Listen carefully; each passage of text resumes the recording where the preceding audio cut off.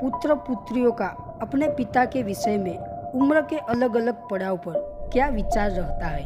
उनके अलग अलग उम्र में अलग अलग विचार कुछ इस तरह से होते हैं। पिता को समझने में 60 साल क्यों लगते हैं, कैसे लगते हैं और किस तरह से लगते हैं।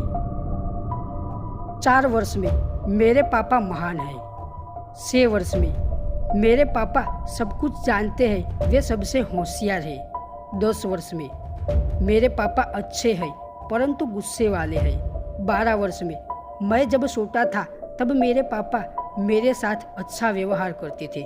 16 वर्ष में मेरे पापा वर्तमान समय के साथ नहीं चलते, सच पूछो तो उनको कुछ भी ज्ञान ही नहीं है। 18 वर्ष में मेरे पापा दिनों दिन चिड़चिड़े और अव्यवहारिक होते जा रहे हैं। 20 वर्ष में ओहो, अब तो पापा के साथ रहना ही असहनीय हो गया है। मालूम नहीं मम्मी इनके साथ कैसे रह पाती है। 25 वर्ष में मेरे पापा हर बात में मेरा विरोध करते हैं, कौन जाने कब वो दुनिया को समझ सकेंगे। 30 वर्ष में मेरे छोटे बेटों को संभालना मुश्किल होता जा रहा है। बचपन में मैं अपने पापा से कितना डरता था। 40 वर्ष में मेरे पापा ने मुझे कितने अनुशासन से पाला था। आजकल के लड़कों लड़कियों में कोई अनुशासन और शिष्टाचार ही नहीं है। 50 वर्ष में मुझे आश्चर्य होता है मेरे पापा ने कितनी मुश्किलें झेलकर हम 4 भाई बहनों को बड़ा किया।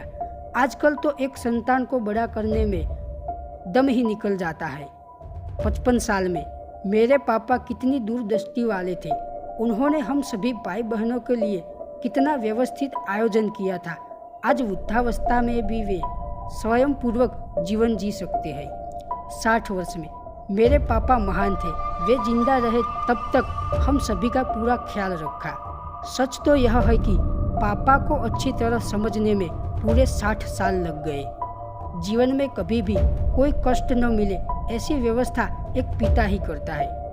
कृपया आप अपने पापा को समझने में इतने वर्ष मत लगाना।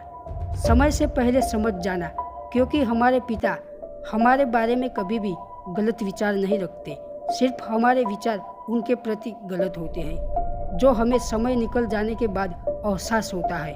इस दुनिया में एक पिता ही ऐसा होता है जो अपनी संतान को अपने से सदा आगे ही बढ़ते हुए देखना चाहता है। जब किसी चीज़ की इच्छा रखते हैं तो उसे सबसे पहले पिता ही पूरा करता है।